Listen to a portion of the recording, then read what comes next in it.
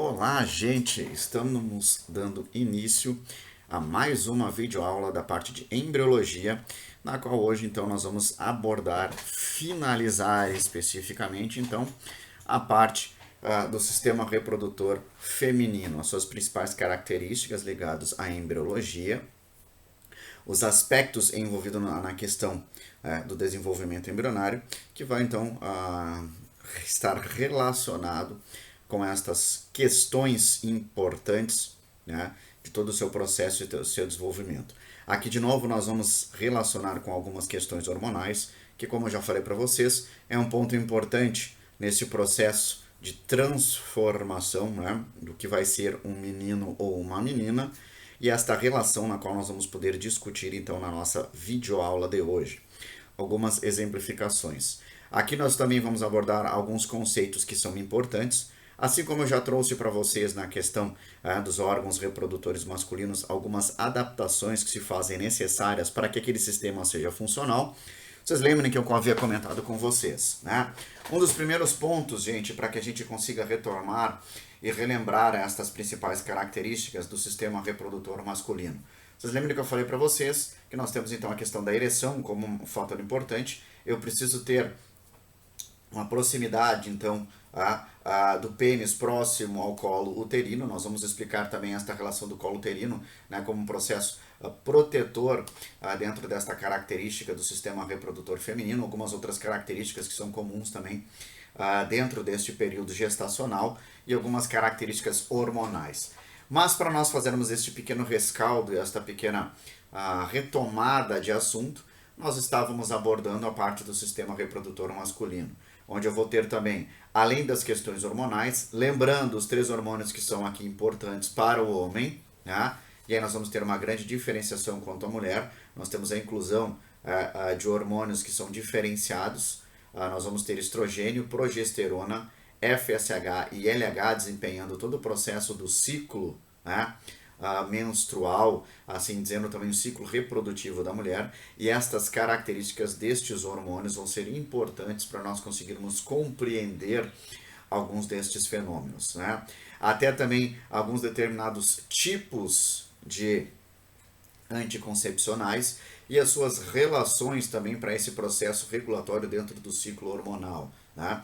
Por que se faz em alguns casos a recomendação de uso de anticoncepcional, né? As características de uso de anticoncepcional contínuo, como isso pode afetar o ciclo, como estas características estão ligadas então a processos de infertilidade, e a partir disso nós vamos conseguir ter então toda esta caracterização direta. Né? No homem nós vamos ter a testosterona, o FSH e o LH. Testosterona como sendo o hormônio principal, aquele hormônio que vai regular todas as características secundárias, sejam elas no processo de musculatura, na voz, né, nas características da força, inclusive atuando, como eu já trouxe para vocês, dentro dos artigos na qual foram disponibilizados no nosso ambiente virtual, relacionado então àquelas características que vão afetar o processo de desenvolvimento cognitivo. Então nós vamos ter a característica da testosterona, sim, como um fator importante, né, nesse processo de transformação e maturação cerebral, no que nós vamos ter uma outra caracterização específica quando nós abordamos com a questão dos hormônios femininos, principalmente a questão do estrogênio, né, e da progesterona dentro do processo do ciclo da mulher. Então isso também se faz como uma caracterização diferenciada. Tá? Nós vamos ter as glândulas acessórias como um ponto importante, próstata, bulbo uretral, né, e a vesícula seminal como fatores importantes.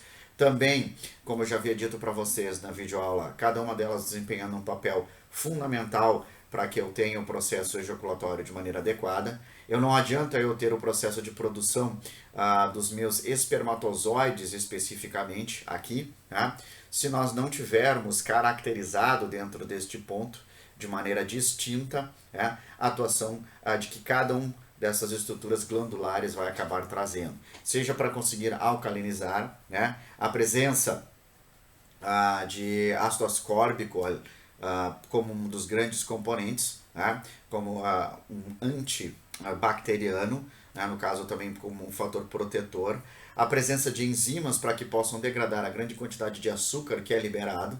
E aí, lembrando para vocês que eu havia comentado, nós temos espermatozoides sendo liberados em blocos, né?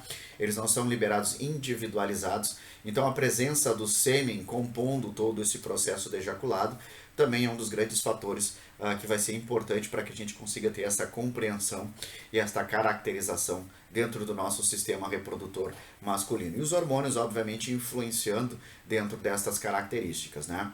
A baixa quantidade de testosterona vai, obviamente, estar ligada, então, com algumas outras organizações do próprio corpo masculino produzindo uma maior quantidade de estrogênio, o que leva, então, ao processo de feminização, que é característico também, e que leva a algumas questões como baixa libido, e algumas outras caracterizações que são visíveis e importantes para nós conseguirmos relacionar. E assim como eu falei para vocês, aqueles profissionais, especificamente aqueles que fazem o processo de serem competidores, né?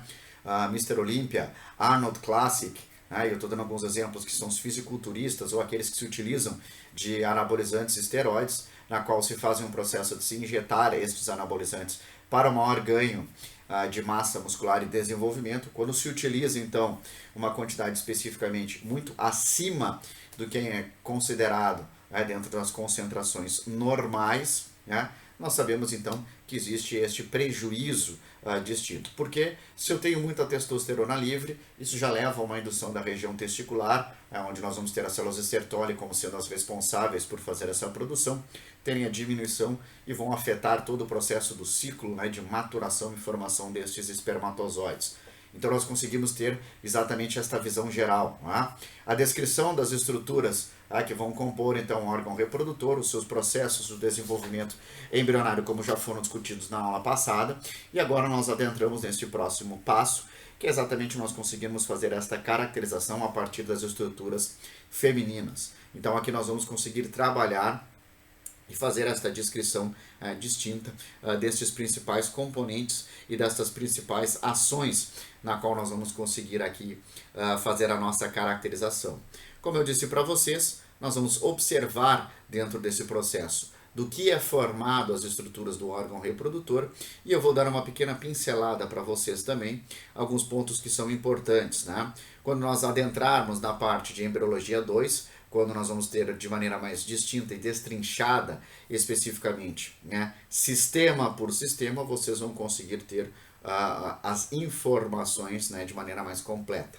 Aqui é para nós termos um apanhado e trabalharmos com a questão que é o que nos compete especificamente aqui. Então, fatores que vão acabar influenciando de maneira direta no processo da infertilidade feminina. Eu trabalhei com vocês na nossa videoaula passada os principais fatores ligados à infertilidade masculina. E agora, então, nós vamos adentrar dentro destes principais conceitos. Vamos, então, conseguir fazer uma descrição completa destas características e eu vou me deter num ponto que eu considero fundamental, que é a mulher conseguir compreender o seu ciclo reprodutivo. Conseguir compreender o seu ciclo reprodutivo é entender naquele período de 28 dias, na qual nós vamos ter, então, na média, em torno do 14º dia, o processo de ovulação caracterizado, né? Na qual a mulher se torna fértil, por assim dizer, realmente, mais receptiva. Nós já temos uma série de alterações hormonais fazendo com que o corpo da mulher sempre se prepare para este processo de fertilização. Isto é um ciclo normal que começa a ser repetido no momento em que esta mulher entra na puberdade. Aqui nós já vamos ter uma diferenciação também dentro desse conceito de puberdade, né? Uma caracterização de uma transição dentro deste período muito mais anterior, uma maturação, um amadurecimento do corpo da mulher, ligado às suas questões hormonais, normalmente em períodos anteriores ao homem. Também se tem algumas controvérsias que possam ser discutidas quanto à questão de estímulos externos, e aí trabalhando sempre com a característica do fenótipo, o ambiente, que possa interferir por estímulos, como eu falei para vocês, a questão de antecipar, em alguns casos, esse processo de maturação. Aqui uma característica interessante, porque quando a mulher entra no período fértil, ela muda completamente sua estrutura, sua fisiologia e até algumas questões relacionadas a hormônios de crescimento que começam a mudar a sua expressão para que a mulher então comece a se preparar as suas caracterizações secundárias para terminar os processos de gametogênese que se iniciaram no período embrionário, como eu havia comentado com vocês, né? Nós vamos ter uma diferença também aqui significativa. O homem ele termina o seu estágio de desenvolvimento embrionário quando se tem o seu surgimento das estruturas reprodutivas, né? Isso começando a partir então da 12ª, 14ª semana, até que eu tenha toda a readequação do meu sistema reprodutor. O homem ele termina em um estágio muito mais precoce de células totipotentes, chamadas de espermatogônia, dentro desta caracterização da gametogênese, como uma das principais características transformadoras. Já quanto à questão da mulher, nós vamos parar na primeira etapa, na metade da meiose 1, na qual nós vamos então ter um processo mais avançado na transformação destas células. Isso também nós vamos visualizar na videoaula de hoje. Por que isso é importante, gente? Como o homem termina num estágio mais primitivo, né, num estágio mais inicial do seu desenvolvimento dessas estruturas de gametogênese, há uma interferência posterior nos seus processos de amadurecimento sexual, né, e também na continuidade do processo de formação dessas minhas estruturas celulares. É comum de ser visualizado dentro deste processo, uma caracterização de que o homem consegue ter uma reposição destas células e as células são sempre renovadas, né? Diferente do que ocorre dentro da mulher, por terminar no estágio mais avançado, com células que chegaram até a metade da primeira parte da meiose, né? E a partir disso, obviamente, elas só vão terminar de sofrer os seus processos de maturação. Professor, não ficou muito claro, eu ainda não estou conseguindo entender o que isso vai interferir dentro do processo de maturação e do próprio sistema reprodutor masculino e feminino.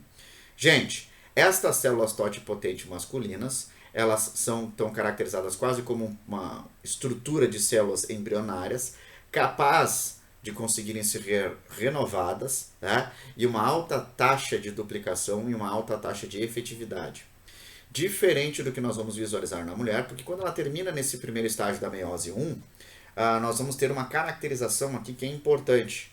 Quando a mulher entra na puberdade e começa a reativar estas células, é caracterizado que estas células elas não vão começar a partir dali se duplicarem, a se maturarem.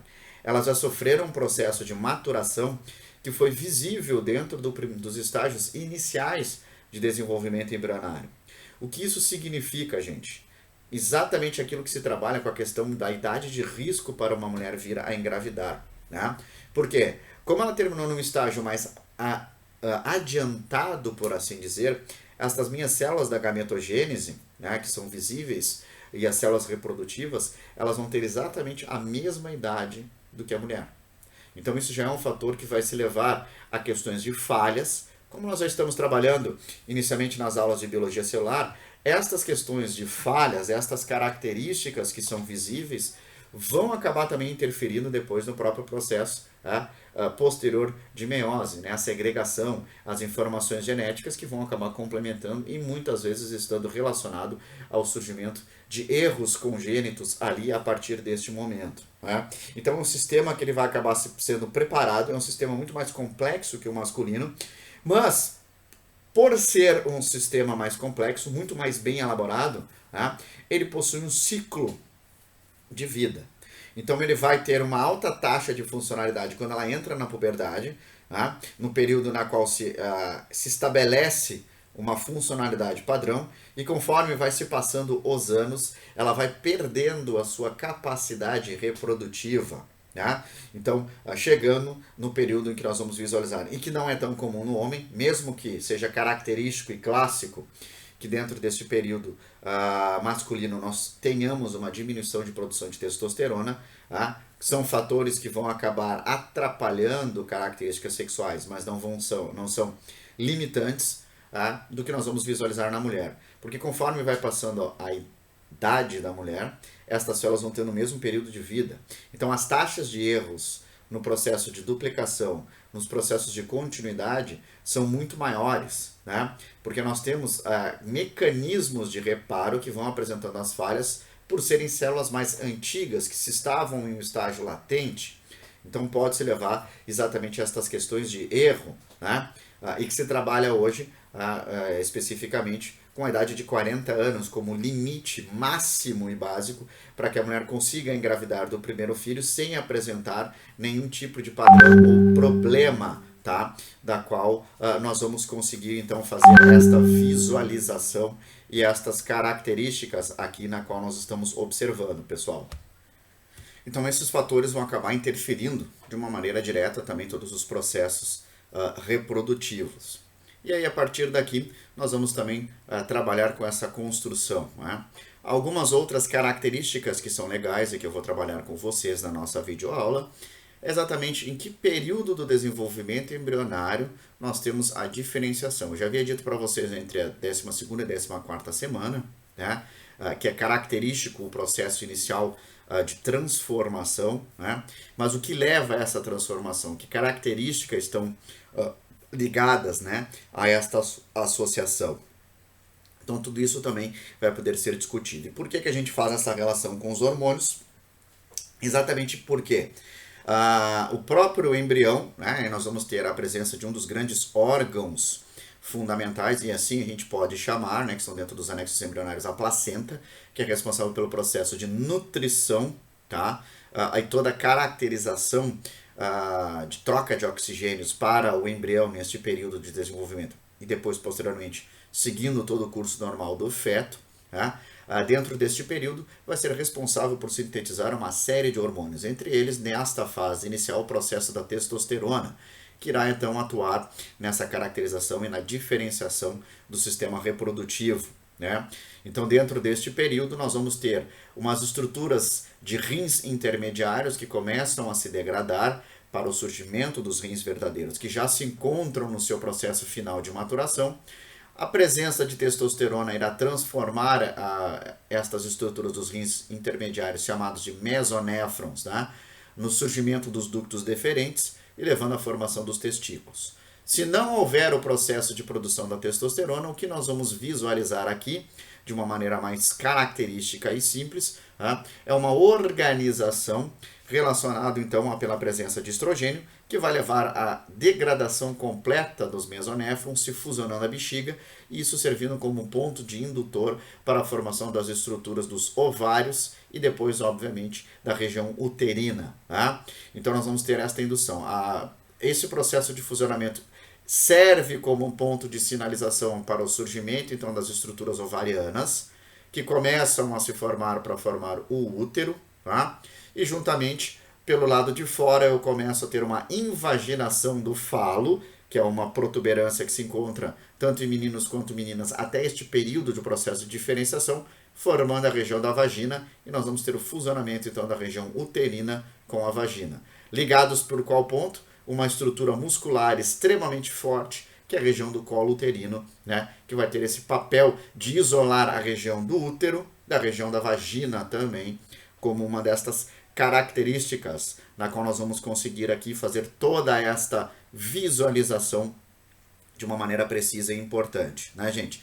Então, a partir destas organizações aqui, nós já vamos conseguir então fazer toda esta descrição e estas características. Gente, trabalhando com um ponto importante, e a relação então de algumas alterações e características morfológicas e anatômicas, né? Nós vamos ter todo o processo da formação então da região reprodutiva formado pela genitália externa, que vai compor então o processo da vulva, né? A região da vulva sendo formada pelos dois grandes lábios e os dois pequenos lábios.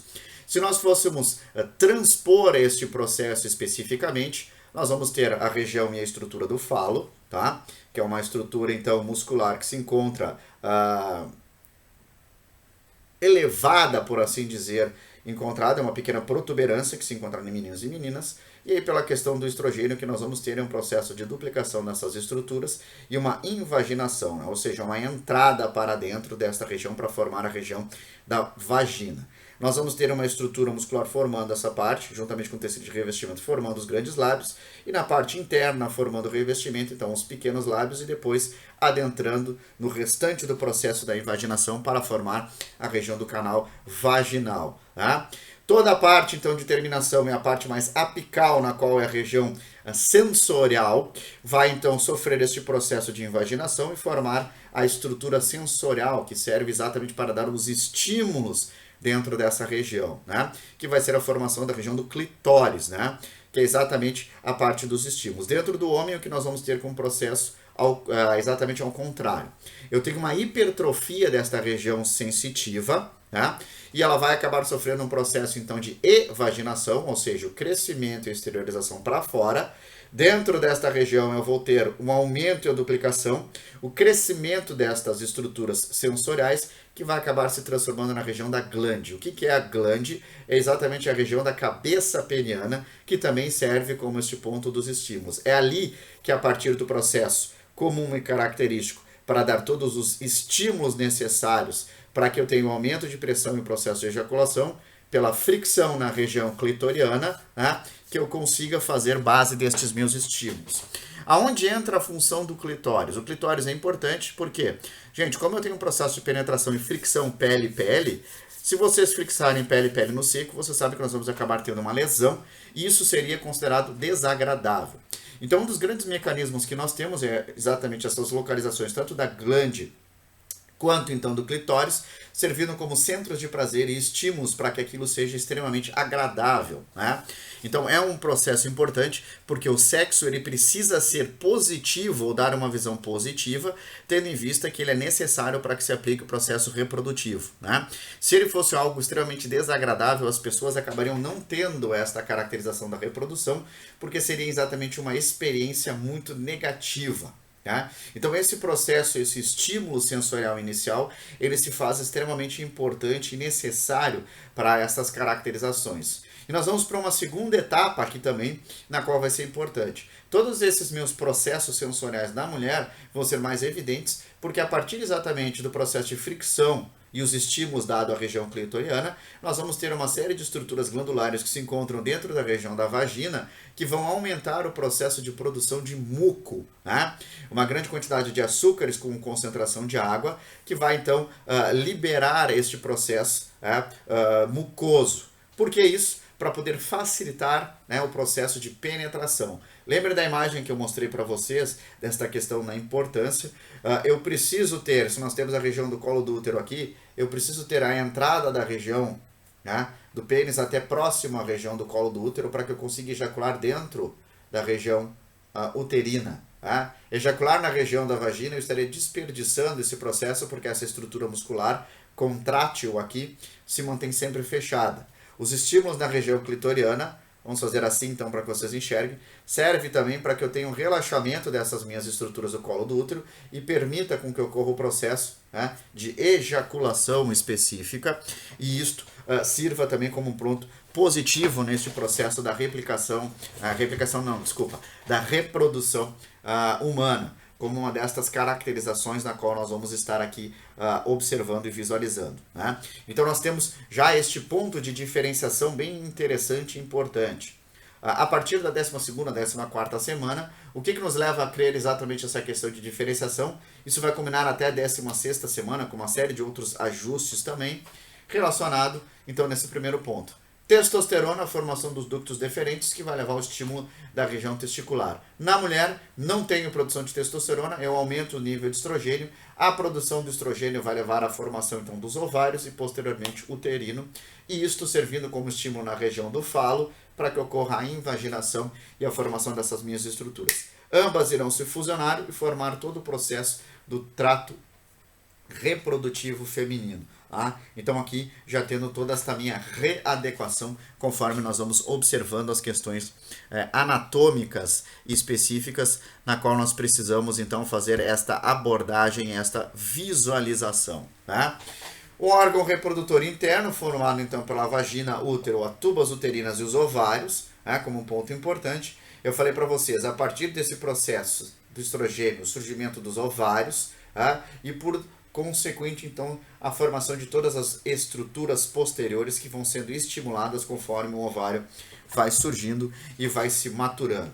E o que nós vamos ver é exatamente este modelo esquemático aqui, na qual nós vamos conseguir fazer esta identificação. Então, neste primeiro momento, com o surgimento dos ovários, eu vou ter a indução para a formação das minhas estruturas das trompas,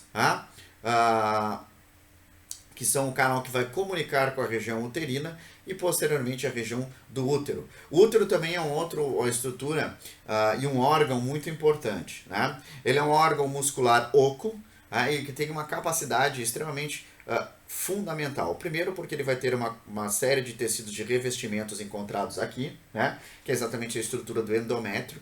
O endométrio vai ter um papel fundamental posteriormente para que esta criança que vai vir a nascer e conseguir talvez se levar adiante este processo gestacional, consiga se fixar. A partir da região do endométrio é o local onde eu vou ter uma rica vascularização, e dentro do ciclo, quando nós estivermos falando com o ciclo reprodutivo, vai ficar mais fácil para que vocês entendam a importância do endométrio.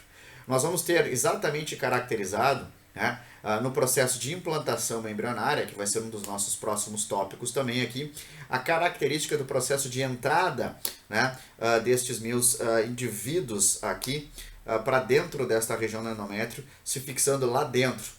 E depois, a partir do endométrio, crescendo novamente para fora, já completamente isolado deste ambiente. É necessário que ele entre para dentro dessa região endometrial para se isolar dentro da bolsa, que é o que nós vamos visualizar, a partir do saco amniótico e o saco coriônico. Então, a criança que ali vai se desenvolver, ela não tem contato nenhum com estruturas uterinas e nem pode ter contato nenhum. Ela vai ficar completamente isolada e a partir deste processo do que é encontrado ali no líquido amniótico é o que vai servir como processos indutores para esta diferenciação e esta formação. Então, a partir deste falo, eu tenho a formação da vagina, e as organizações dos lábios, dos grandes lábios e dos pequenos lábios sendo formados e depois toda a minha estruturação do meu órgão reprodutivo. Vocês vejam que o ponto específico de ancoragem e ligação entre essas estruturas da parte reprodutiva interna e externa vai ser exatamente a região do colo uterino. A região do colo uterino faz parte então desta porção final da vagina e do útero e é uma estrutura muscular extremamente forte, é um dos músculos mais fortes que nós temos dentro do corpo da mulher. Ele se encontra normalmente sempre contraído e dentro do processo do ato sexual e do estímulo na região clitoriana é que nós começamos a ter este relaxamento, que é uma característica importante para que se tenha todo o processo reprodutivo. Então isso também faz parte dentro deste conceito na qual nós estamos conseguindo aqui compreender e visualizar. Trabalhando especificamente, gente, dentro de cada uma dessas minhas estruturas. E vamos adentrar entre as maiores e depois nós vamos aprofundando conforme vamos indo para as demais estruturas, Vamos começar então com a parte do útero e da região da vagina e posteriormente nós vamos terminar com a região dos ovários, porque a partir dali nós vamos fazer um link com as estruturas hormonais e com o ciclo, para que nós consigamos fazer este fechamento importante e esta caracterização fundamental aqui destas minhas estruturas. Então nós vamos começar a fazer já estas identificações para que isso também fique mais claro e mais básico para vocês conseguirem entender e compreender. Então, gente, o que nós temos como uma característica aqui a ser observada? O útero vai ser um órgão muscular e oco, é localizado, como eu falei para vocês, o processo de todo o desenvolvimento embrionário, especificamente por quê? Porque é o local onde nós vamos encontrar a parte do tecido do endométrio, que é onde eu vou ter a fixação do embrião, é ali que eu vou ter o desenvolvimento. E por que o útero é importante? Como eu falei para vocês, é uma estrutura extremamente específica, é este órgão muscular. Ele tem a capacidade de aumentar de tamanho até em 30 vezes. Então vocês vejam, ele normalmente é mais ou menos deste tamanho, no processo normal, e quando a mulher está grávida, ele pode chegar então a ter uma dilatação muito maior, dependendo do tamanho da criança, na qual normalmente é visualizado. Então ele pode aumentar até de tamanho 30 vezes. Uma outra característica, que é uma das curiosidades quando se trabalha com o processo final da gestação, gente, a maioria das pessoas acham que depois do processo gestacional o útero volta ao normal rapidamente. Não, ele pode levar em torno até de 40 dias para voltar para o tamanho normal. Então ele vai aos poucos regredindo. Parto normal é comum de se esperar que se tenha sangramentos. né? Até porque eu tive descolamento da placenta. E aqui uma outra curiosidade, que eu não sei para quem já acompanhou um parto, que é bem interessante. A criança nasce primeiro, né? Você faz o processo de corte do cordão umbilical, quando não se faz o procedimento de esperar o cordão umbilical para que você tenha a extração de todos os nutrientes, mas em torno de meia hora depois, a mulher entra em trabalho de parto de novo e aí nasce a placenta, que daí nós vamos ter então um processo de retirada. Até ela ter todo o seu processo de descolamento, a criança já nasceu e leva em torno de 30 a 40 minutos para que se tenha de novo as contrações, obviamente de maneira mais leve, e aí então a saída da placenta. A placenta ela não sai junto com o bebê. Ela leva um tempo até conseguir fazer todo o descolamento. A partir desse processo do descolamento, é de se esperar que em torno de até 14 dias possam apresentar sangramentos, né?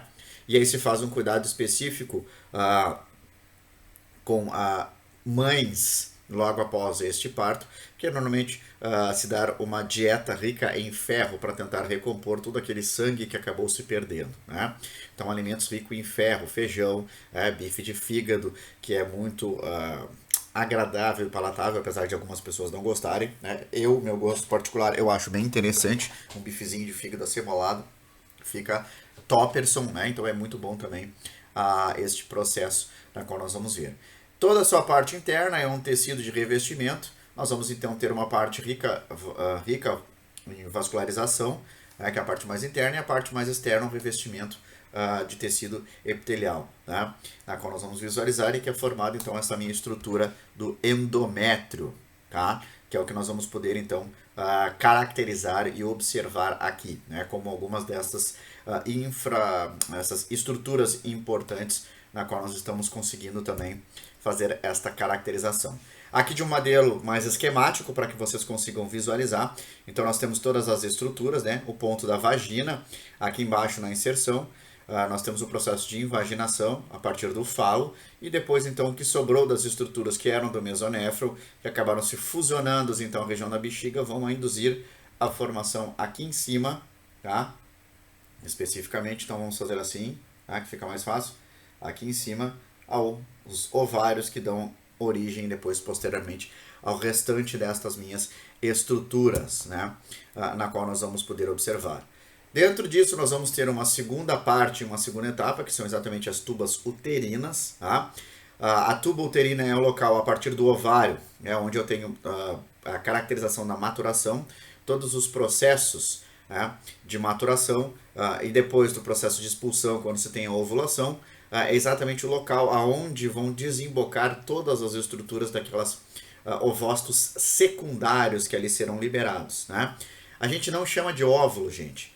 Óvulo somente é formado quando o espermatozoide toca a região da zona pelúcida, rompe essa estrutura e começa a adentrar dentro, né, deste meu ovócito. Neste momento, exatamente no período de gametogênese feminina, quando ocorre então a última etapa da meiose subsequente, tá? E eu deixo de ser um ovócito secundário e me torno um óvulo antes de me tornar um embrião. A liberação do último corpo lúteo ocorre exatamente neste momento, quando o espermatozoide estimula esse processo por tocar na zona pelúcida com a produção de algumas enzimas que ficam na região do acrossoma e acaba induzindo este processo, né, significativo. Então, a partir desta caracterização é que eu vou conseguir então fazer esta minha observação, tá? Então nós vamos ter exatamente esse processo de liberação destas minhas estruturas aqui, a partir então dos meus ovócitos secundários, se não fertilizados, dentro da região da tuba uterina, tá? E aqui é o local especificamente onde ocorre a fecundação, né? A fecundação ela não ocorre na região uterina, ela ocorre na região das trompas ou da tuba uterina. Então é uma outra curiosidade inútil também, quando você trabalha com a questão de fecundação e fertilização, né? Normalmente não se pode caracterizar o processo de gravidez, né, especificamente no dia ou no ato da relação sexual. Ele pode levar até um dia posterior para que ocorra a fecundação. O espermatozoide ele vai levar em torno de 24 horas para conseguir percorrer, né, toda a maratona que é caracterizada por passar pela região uterina e adentrar dentro da região das trompas, né? As trompas elas têm uma característica importante, são estruturas ciliares, já que o ovócito, quando liberado, ele é uma célula grande e imóvel. Para que ele saia da região do ovário e percorra tudo até chegar na região do útero, eu vou ter uma grande quantidade de cílios que vão fazendo a movimentação rítmica conforme os estímulos hormonais que são produzidos, né? Principalmente dentro desse pico de fertilização com aumento de LH, na qual vai ser verificado e observado também em alguns grupos de ocitocinas que também estimulam esta caracterização, né, para o processo de fecundação.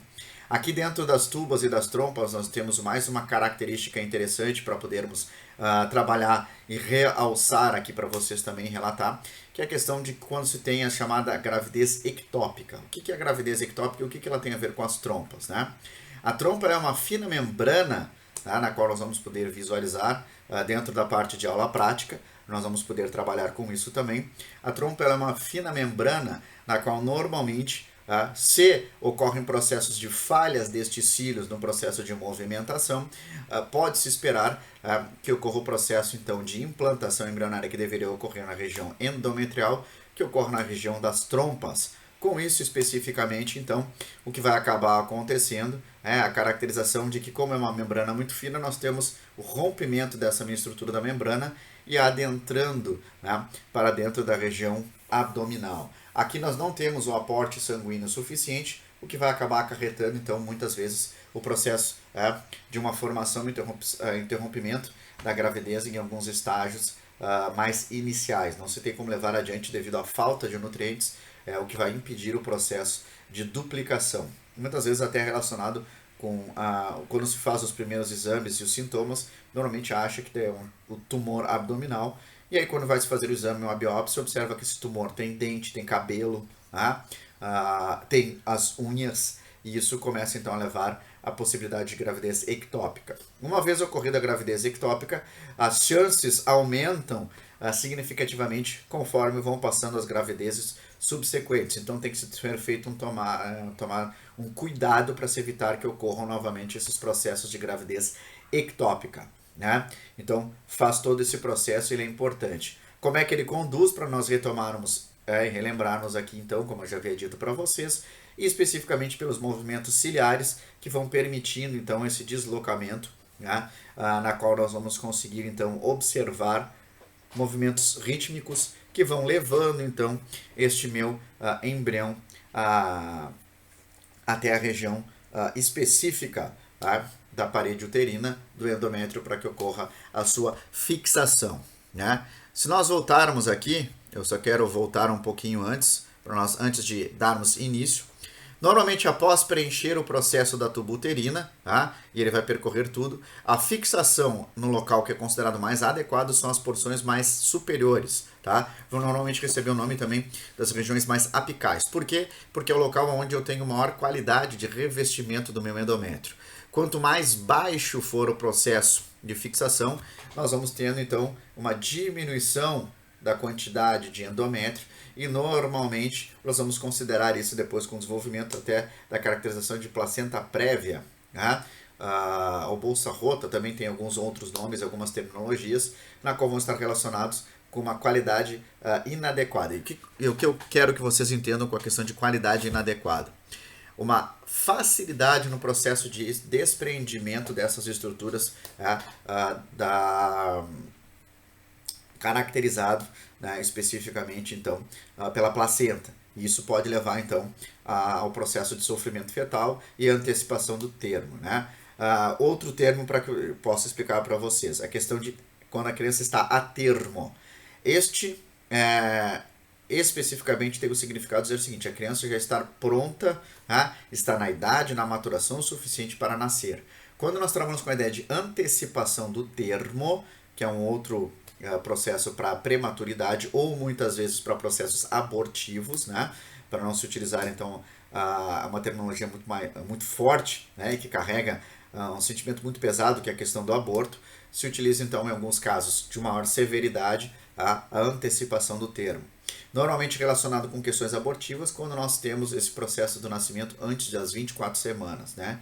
Que é o marco de viabilidade fetal. Hoje ainda nós temos algumas características, e é importante, vou trazer isso para vocês nessa questão quando se trabalha com o processo de prematuridade. Nós já temos algumas características, inclusive de alguns pacientes chinesas que foram feitos os processos de acompanhamento, e essas crianças conseguiram nascer com em torno de 22 a 21 semanas, né? Então foi algo extremamente significativo, porque sabe que nós temos a viabilidade na 24ª semana. Por que a 24ª semana? Especificamente porque na 24ª semana é quando nós começamos a produzir os surfactantes. E para quem não sabia ainda, eu disse para vocês, né, nas outras videoaulas e alguns outros pontos até no nosso chat, quando nós estamos conversando, de que eu tenho um sistema que vai maturar somente depois do nascimento, que é o sistema respiratório. Mas isso não significa que ele não funcione. Tá? Se nós não tivéssemos feito um processo de um treino ou um processo de adequação dentro dessa característica, e a criança não fizesse absolutamente movimento nenhum, e na primeira inspirada, quando ela fosse nascer, o processo de diferença de pressão poderia ser o suficiente para que houvesse o processo de rompimento de alvéolos, né? Então nós também temos uma característica interessante, que o surfactante ele serve como um solvente, por assim dizer, tá? Um emoliente, na verdade seria o termo mais correto, na qual ele vai revestir essas regiões dos alvéolos que estão colabados, e juntamente com um líquido amniótico que é inspirado, vai fazer com que ocorra o processo de descolabar essas estruturas alveolares, preparando posteriormente para o processo respiratório. E também serve para uma musculatura que é fundamental para que nós consigamos sobreviver, que é exatamente a musculatura do diafragma, né, que vai ser encontrada aqui. E conforme nós vamos respirando, ela vai fazendo um processo de contração e relaxamento, né, para poder fazer a expansão dos pulmões, que são importantes para que eu tenha todo o meu desenvolvimento subsequente, né? Então, são essas características que são legais de serem trabalhadas e abordadas com vocês aqui. E eu sei que são algumas curiosidades, né, que vão fazer a diferença para que a gente tenha a compreensão, né? Então, relacionado a exatamente esse processo. Aqui, então, nós temos a exemplificação de como ocorre essas características a partir do processo de ovulação. Nós vamos adentrar, eu vou explicar melhor como é que ocorre isso, principalmente ligado ao estímulo de LH. Eu começo a ter contrações ovarianas, termina-se esse processo de maturação e rompe-se essa parte do ovário e é liberado, então. E aqui uma outra diferença, né, gente? Enquanto no processo ejaculativo eu tenho liberação em torno de 100 milhões de espermatozoides, eu sempre falo brincando, o homem ele trabalha com bastantão. É de se esperar que vários espermatozoides dentro deste modelo apresentem uma série de defeitos. Cabeça torta, duas cabeças, duas caudas, sem cauda, uma série de problemas dentro desses espermatozoides que estão sempre se renovando, então eu tenho que trabalhar com uma grande quantidade para que um deles consiga ser o vencedor, enquanto a mulher, na verdade, ela vai estimular em torno de 300 folículos, né, na qual nós podemos trabalhar, onde eu tenho esses ovócitos, no início desse processo do ciclo, e no final do ciclo, quando eu tenho a ovulação, eu libero um único, né, que vai ser aquele que vai maturar e que vai estar pronto. Em alguns casos mais raros, podem ocorrer a liberação de 2 ovócitos, quando eu tenho, então, gêmeos diferenciados, né, que não são univitelínicos, né, ou gêmeos que não são associados. Então, eu tenho 2 processos de ovócitos que são fertilizados e a formação de 2 crianças completamente diferentes aqui também. Tá? Então, temos estas características. Um outro ponto legal é que exatamente dentro deste período, no processo de ovulação e liberação, quando tem os estágios finais, né, toda a caracterização de meiose especificamente, pode ocorrer em alguns casos a liberação e estímulo de mais de um destes folículos e ocorrer o fusionamento de ovócitos. Isso recebe o nome de mosaicismo, né? O mosaicismo ele é interessante, foi caracterizado para pessoas que têm 2 tipos de DNA completamente distintos um dos outros em partes diferenciadas do corpo. Né? Tem até um caso bem interessante, eu vou procurar o vídeo que conta isso, é um documentário da Discovery Channel, se eu não me engano, para podermos botar na descrição do vídeo aqui e também mandarmos para vocês, que é um caso de uma mulher que estava se separando do marido nos Estados Unidos, né? E ela entrou com uma ação na justiça, especificamente, né? Para pedir pensão alimentícia. E ela perdeu. E perdeu porque foi engraçado, não porque o cara não era o pai, ele era o pai. Fizeram um teste de DNA e disseram não, 100%, ele é o pai das 3 crianças. Mas nós temos um problema, tu não é a mãe. Como assim não é a mãe? O advogado ficou surtado, ficou pirado, pegou os exames e ela disse, mas eu tenho tudo gravado, eu contratei para fazer cinegrafista para fazer filmagem do parto, eu tenho tudo, tenho os documentos todos, né? Tá tudo documentado, não tem como não ser meus filhos. Oh, mas pelo exame de DNA, as crianças não são tuas. Pegaram, fizeram um teste em toda a família dela e verificaram que o processo, me fugiu o termo em português correto, mas quando se faz o match, a comparação do material genético, se verificou, na verdade, que as crianças ela tinham o DNA do irmão dela, né? Um dos irmãos mais novos dela. E que o DNA batia quase que 100% do material genético do irmão. E aí trouxe mais um outro problema e uma outra discussão dentro deste meio acadêmico, que foi o seguinte: como é que eu posso ter um pai e o DNA que é do irmão para gerar um indivíduo? Porque não teria como, por serem exatamente pessoas do mesmo sexo. Então tem alguma coisa equivocada. Pegaram novamente, fizeram alguns testes moleculares com ela, né, alguns exames, a partir desse processo de caracterização, e observaram, na verdade, que ela tinha 2 grupos de células distintas com materiais genéticos distintos. Então, na verdade, ela era um mosaico, também chamado de quimerismo, né, que é o termo mais correto quando isso ocorre. Para quem não sabe, dentro da mitologia, a quimera é exatamente aquele animal mitológico grego, na qual ele tem um corpo de bode, cabeça de leão e o rabo é uma serpente, né? Então ele é um animal que na verdade são 3 em 1, tá? É quase como Head and Shoulders, que é exatamente, especificamente, então, um condicionador e shampoo, tá? Que exemplo tosco, mas tudo bem. É uma piadinha interessante e é mais uma curiosidade inútil. Eu sei que sempre isso ajuda vocês a fixarem, né, esses termos, esses materiais. Então vocês vejam que legal essas questões do quimerismo e também essa loucura que pode ocorrer dentro desse processo do surgimento da gametogênese, né, que nós também vamos trabalhar um pouco mais adiante aqui dentro do nosso conceito e da nossa videoaula, conforme nós estamos aqui abordando, né? Então ocorre todo esse processo, a fecundação vai ocorrer na trompa, nós vamos ter todo o processo de diferenciação, surgimento, contato com o espermatozoide, a organização para a formação do óvulo. O óvulo dura milissegundos até que tenha um processo completo de fertilização, ao surgimento do embrioblasto, né? E a partir disso, entre a 4ª e 8ª semana, realmente eu começo a ter o surgimento do embrião e posteriormente caracterizado como o feto, né? Na qual nós vamos conseguir então fazer esta identificação e esta minha caracterização, gente. Então nós temos bastante informações e curiosidades inúteis até este presente momento, na qual nós vamos conseguir aqui observar. Dentro do órgão, na parte anatômica, vocês vão conseguir visualizar isso na aula prática. Ele é bem pequeno, é uma estrutura glomerular, né? Localizada acima então da região uterina, que fica próximo então à região da bexiga também. É fácil de nós conseguirmos localizar esse processo, porque é uma compactação com a região da vagina, juntamente com a região da bexiga, né? É responsável por essas estruturas dos ovários, né? O vídeo que eu mandei para vocês, especificamente, também traz algumas informações bem interessantes sobre essa questão anatômica, né? A dissecação de cadáveres que pode ser observado, então, estas características, né? E é um dos grandes órgãos responsáveis ali para o processo de produção de estrogênio e progesterona.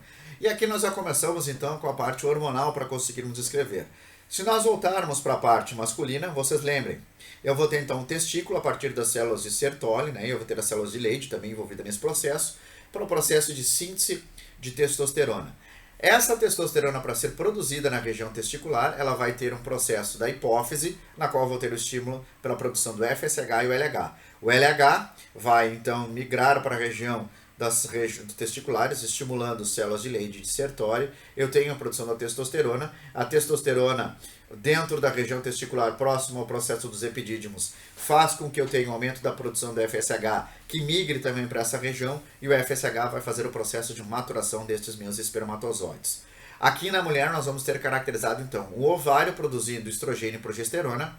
Não há uma indução direta no ovário do estrogênio e da progesterona. O que vai induzir esse processo de maturação e ovulação é exatamente o FSH e o LH, que vem da região hipofisiária, tá? Mas o estrogênio e a progesterona vai regular o processo do endométrio, o espessamento e o decréscimo, por assim dizer, então, do espessamento do endométrio, tá? Então aqui já tem uma segunda característica diferenciada deste ponto de vista, na qual nós conseguimos então fazer uma visualização melhor, tá? Então nós já temos um processo deste controle específico aqui que se faz necessário para nós conseguirmos entender o restante do que nós estamos abordando e trabalhando especificamente, tá, gente? Então nós temos essa característica, né? Então o ovário ele vai ser importante porque ele vai ser o órgão exatamente específico que vai regular as características uterinas. E aqui se faz relacionar um outro fator importante, né? Os estímulos dos processos ovarianos, a partir da FSH e o LH, que vão estimular o ovário, vão diminuindo com o fator da idade. Então é de se esperar exatamente que por isso nós vamos ter essa caracterização da menopausa, na qual eu começo a ter um estímulo menor dentro do processo ovariano, que vai diminuindo o processo de síntese de estrogênio e progesterona e vai interromper o processo do ciclo menstrual, tá? Que é caracterizado exatamente pelo processo da menopausa. Tanto que mulheres que apresentam a menopausa começam a apresentar uma série de problemas relacionados à falta desse hormônio, a diminuição, né? Muitas vezes a falta pela interrupção completa do processo de produção, e se faz reposição hormonal exatamente para conseguir se voltar a alguns índices e alguns marcadores considerados mais apropriados, né, dentro desse processo da mulher. E aí são essas características que a gente acaba observando, né, na questão da menopausa, como eu havia dito para vocês, né, como um destes pontos. Gente, a parte mais importante e fundamental aqui para nós conseguirmos então fazer esta caracterização, né, específica então com os processos dos hormônios femininos. Nós já trabalhamos com a parte dos hormônios masculinos e agora então se vem a caracterização específica dos pontos dos hormônios femininos, na qual ainda falta. Tá? Então, quando nós trabalhamos do processo do ciclo da mulher, também com a questão do ciclo menstrual, antes de ocorrer a fecundação, tá? Nós vamos ter todo um processo normal, tá? Na qual nós vamos ter um estímulo inicial dentro do desenvolvimento embrionário, aquilo que eu já falei para vocês, né? Questão do estrogênio, todo o processo de interrompimento dentro da caracterização da meiose 1, né? Na metáfase 1 vai ser interrompido esse processo especificamente. E nós vamos ter caracterizado então um reestímulo a partir da puberdade, né, onde eu vou ter então as questões da adenohipófise, liberações de gonadotrofina, que vão estimular então o FSH e o LH. Né? Ambos vão atuar diretamente no ovário. O LH vai estimular a ovulação, então ele é a parte final dentro desta caracterização do ciclo, e eu vou ter caracterizado então os estágios iniciais, o processo de produção e liberação do FSH, para que se tenha o desenvolvimento dos folículos, né, dentro do processo de ovulogênese. Aqui nós temos mais um ponto e mais uma informação também interessante. Tá? Diferente do ciclo masculino, o que nós tínhamos? Nós tínhamos LH, testosterona, FSH final. Aqui o que nós vamos ter, gente? Eu vou ter, tá? FSH, LH. A interação com os outros dois hormônios, estrogênio e progesterona, vai se dar desta maneira. Enquanto eu tiver estrogênio elevado, eu tenho FSH elevado, tá? Quando eu começo a ter diminuição do estrogênio e aumento da progesterona, especificamente, nós vamos adentrar dentro do ciclo quando eu começo a liberar o LH. Então eu vou ter um pico de estrogênio, isso vai fazer com que o FSH diminua.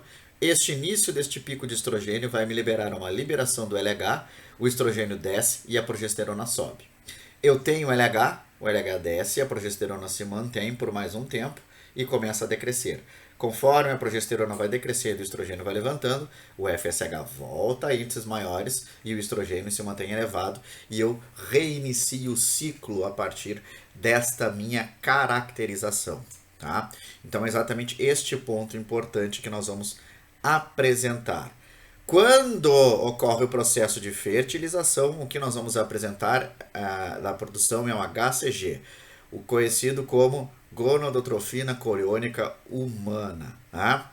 Que vai impedir a degeneração do corpo lúteo. Isso tem a função de manter elevados níveis de progesterona, que vai ser importantes para o processo de gestação. Por que a progesterona? A progesterona é quem vai manter o espessamento do endométrio.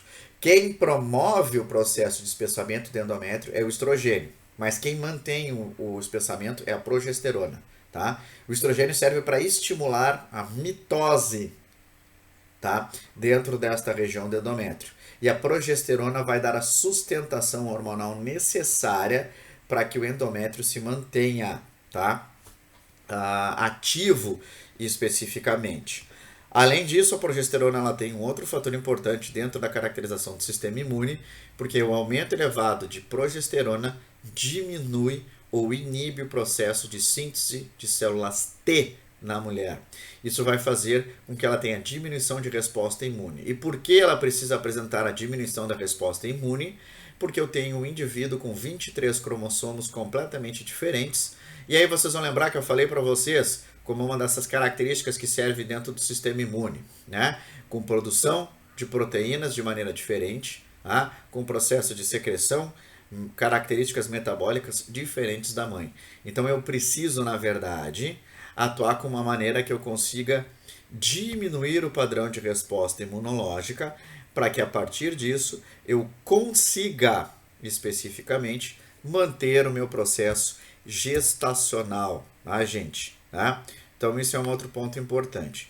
O gráfico mostrado aqui, ele é um gráfico interessante porque ocorre dentro do processo, então, especificamente da toda a caracterização, tá? Vocês podem pegar pelo material que eu mandei para vocês e aqui nós vamos conseguir identificar todo este período do ciclo, né, característico, na qual vai ser importante. Tá? Começa como, gente? Observando por aqui. Tá? Aqui ele trabalha com a parte final de outro ciclo, aqui o início, quando reseta. Então, no dia 1, especificamente. Vocês observem, lá em cima o FSH vai estar elevado e o estrogênio também se mantém mais elevado. Enquanto o estrogênio estiver elevado, eu não consigo manter o processo, tá? Especificamente de implantação embrionária. Né? A implantação do embrioblasto ela vai ocorrer quando a progesterona estiver mais elevada. Também, obviamente, o que vai estimular com essa questão é que quando eu estiver o estrogênio elevado, eu não tenho LH. Eu sempre vou ter o FSH presente mais elevado. Né? Então, o que nós vamos caracterizar? O estrogênio ele começa a ter um pico e um aumento, que é importante. Por quê? Porque a partir desse pico e aumento, vocês podem visualizar aqui no gráfico, né? Nós começamos a ter o processo de multiplicação, né? As duplicações dessas células endometriais, que vão começar a ter o seu espessamento sendo visualizado e característico aqui.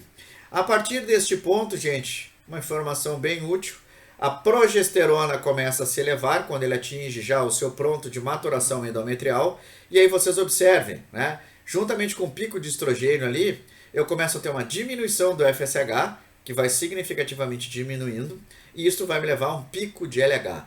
Quando eu tenho um pico de LH, eu tenho uma queda brusca de estrogênio e a progesterona se eleva. O LH vai se manter um pouco mais alto por um período, sim, é importante, tá? Aqui é característico, o LH ele não se mantém ativo por muito tempo. Tá? Quando nós trabalhamos com a questão dos 28 dias, eu tenho 14 dias, né? Na verdade, o ponto médio de corte, o 14º dia, como a característica principal para poder fazer a identificação né, do que nós vamos conseguir visualizar como um padrão dentro da questão de fertilidade. Quando eu chego nesse pico médio, é onde eu tenho um ponto mais elevado de estrogênio, e aí eu vou ter uma queda brusca. Isso vai sinalizar na hipófise para eu produzir o LH e diminuir o FSH, e eu tenho ovulação. Quando isso ocorre com LH, eu aumento a progesterona e o estrogênio diminui. Tá? O período em que o LH se mantém ativo é em torno de 1 a 2 dias. É esse o período fértil de vocês, gente. Tá? Por isso que é muito difícil saber, na verdade, quando a mulher realmente está fértil. A menos que ela tenha 100% de noção quando terminou o ciclo vai se reiniciar esse processo e ela tenha um conhecimento especificamente do seu corpo, né? E das suas características, fica mais fácil com que ela tenha, então, a informação de quando é o 14º dia e quando ela estaria mais receptiva. Alguns dos pontos são importantes, né? A mudança de humor, né? Uma característica de aumento da libido, do desejo sexual, são alguns indicadores também. Quanto à característica fisiológica, há um outro processo e um outro indicador bem interessante, que é o aumento da temperatura corpórea, né? É chamado a temperatura do corpo basal. Isso significa que a mulher aumenta em meio grau no período quando ela se encontra fértil, tá? Exatamente quando tem então caracterizada como os pontos do LH aqui, né?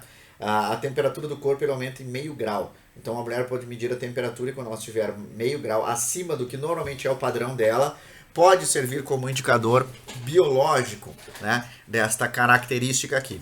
O que normalmente é indicado para que se tenha noção é que se faça exames bioquímicos e consiga ser feito o processo de medição para verificar quando a mulher entra neste período ou neste ciclo, né? Caracterizado então por um processo importante. Não tendo o processo de fertilização, o estrogênio começa a diminuir, a progesterona começa a diminuir e o estrogênio, a progesterona diminui, o estrogênio começa a aumentar e o que nós vamos visualizar é o ponto de novo aqui de corte, em que eu começo a ter a descamação. Isso é exatamente o que leva à caracterização de que nós chamamos da questão do ponto do sangramento, tá? Dentro deste período. Então isso também são alguns destes fatores na qual nós vamos conseguir observar dentro do processo do ciclo da mulher. Vocês vejam que há uma alta complexidade dentro desses fatores. Eu vou ter a importância do FSH e do LH nesses processos e nessas induções, e isto é o que vai acabar, né, sendo verificado também como algumas condições nesse processo de caracterização aqui do que nós vamos conseguir verificar como esse ponto de indução da mulher. Né? Não é só 3 hormônios básicos e dentro dessa regulação do ciclo. Eu preciso manter os níveis de FSH, LH, estrogênio e progesterona adequado para que eu tenha todo um período do meu ciclo fértil caracterizado. Mulheres que apresentam desbalanço neste ciclo vão ter altos problemas com taxas de infertilidade. Especificamente por quê? Porque não adianta eu ter um FSH e um LH regular, eu ter uma ovulação, mas eu não ter o endométrio espessado. O mesmo não adianta eu ter o ciclo do endométrio adequado e manter sempre níveis de FSH elevado, porque daí essa mulher não ovula. E isso também é um outro ponto interessante sobre algumas estratégias que são utilizadas dentro de métodos anticontraceptivos relacionados a essas características, né? Seja pelo processo específico, tá? De utilização de anticoncepcionais de via oral que mantém os níveis mais elevados de estrogênio do que progesterona. Então eu estou sempre regulando o processo do ciclo do endométrio para que ele fique estável, né, neste período intermediário sem que ocorra o espessamento, especificamente. Eu mantenho ele neste meio termo, né, de ciclo contínuo, tá? E que possa estar relacionado. Tanto que quando se termina a cartela eu tenho sangramento e volto a ter, a apresentar de novo, porque daí eu tenho o processo de dar o restart especificamente dentro desse meu ciclo. Por isso que não se recomenda que se utilize ou emende uma cartela na outra, porque isso vai acabar ocasionando danos e prejuízos muito grandes para o processo do reconhecimento, né? O início e o fim do ciclo, para que eu tenha esta minha readequação e esta minha estrutura. Então também são alguns fatores que vão acabar interferindo de sobremaneira esses processos de fertilidade. O mesmo também eu ter um LH normal e um FSH baixo. Se eu tiver FSH baixo, eu não tenho maturação, eu vou estar liberando ovócitos que não têm a capacidade de estarem maduros o suficientes, tá, para serem fertilizados. Então também não adianta absolutamente nada dentro desse meu processo, tá, na qual nós vamos ver. Aqui é uma esquematização, gente, que vocês vão conseguir entender como funciona o processo. Tá? Então, do primeiro ao 7º dia, o que nós vamos esperar é que eu sempre tenha um FSH mais elevado e o LH mais baixo. O estrogênio elevado e a progesterona com níveis mais basais. Tá? Quando nós adentrarmos próximo do período de ovulação que vocês estão vendo ali no 14º dia, eu vou ter significativamente 2 indicadores. O estrogênio ele aumenta bruscamente, por quê? Porque é o período em que eu começo a acentuar o processo de proliferação e crescimento do endométrio para que eu tenha vascularização. Tá? Uma queda brusca de FSH, tá? Que vai estar indicando ali, e o aumento do LH. No momento em que eu aumento o LH, especificamente neste período de ovulação, que é 1 a 2 dias, eu recebo o sinal para começar a baixar o estrogênio, tá? E aumentar a progesterona. A progesterona começou a aumentar, o LH volta a diminuir. Tá? E nós vamos então mantendo a progesterona. Qual é a grande diferença se a mulher estiver grávida e a gestação der ok neste processo de fecundação e a implantação embrionária ocorrer de maneira adequada? A progesterona ela vai se manter elevada pelo restante da gestação, tá? Por características de manter o espessamento do endométrio, a ligação com a placenta, tá? E também por questões do sistema imunológico que vão ser importantes. O ovócito foi liberado, né? Não ocorreu o processo de fertilização. O que nós vamos ter como característica? Progesterona começa a diminuir e o estrogênio volta para os níveis normais, como estão vistos aqui no início. Então eu vou resetar e reiniciar este meu ciclo, tá? Então este vai ser um ponto importante. E aqui, como eu falei para vocês, a característica distinta em que eu vou ter o processo do meu corpo basal, as minhas estruturas de aumento de 0,5 grau de temperatura, que serve também como um indicador biológico, fisiológico para estas características. Então, um outro ponto aqui para nós trabalharmos e visualizarmos dentro desta minha caracterização, que é um ponto interessante, é exatamente então a questão do que vai levar dentro deste nosso ciclo. Então vocês vejam como ele é completo e bem interessante. O FSH e o LH atuando nestas caracterizações que são importantes para a ovulação, principalmente o LH. Se eu tiver qualquer processo com a presença de inibir níveis de estrogênio e progesterona, vão interferir no processo do LH, que vai impedir a ovulação, e portanto, obviamente nós vamos ter. Então isso é até um próprio processo que se mantém dentro dessas características. Já na gravidez, o que nós vamos ter como uma característica importante é que depois da fecundação, a presença da HCG, ele interrompe os níveis de estrogênio que poderiam inibir alterações de FSH e LH, exatamente para impedir um novo ciclo. Eu mantenho a progesterona sempre elevada, como nós podemos ver, o que vai manter a gestação até o final no parto, e aí nós vamos resetar o ciclo. Se não houver, o que eu tenho na questão da ovulação, não tem fecundação, eu volto a ter uma diminuição da progesterona, aumento do estrogênio, e eu volto então para o ciclo menstrual na qual nós estamos aqui observando. Gente, entre as características para nós encerrarmos e não alongarmos sobre a maneira esta parte, eu vou falar para vocês sobre os hormônios, as suas principais funções aqui dentro, e aí então nós vamos terminar posteriormente a questão da gametogênese.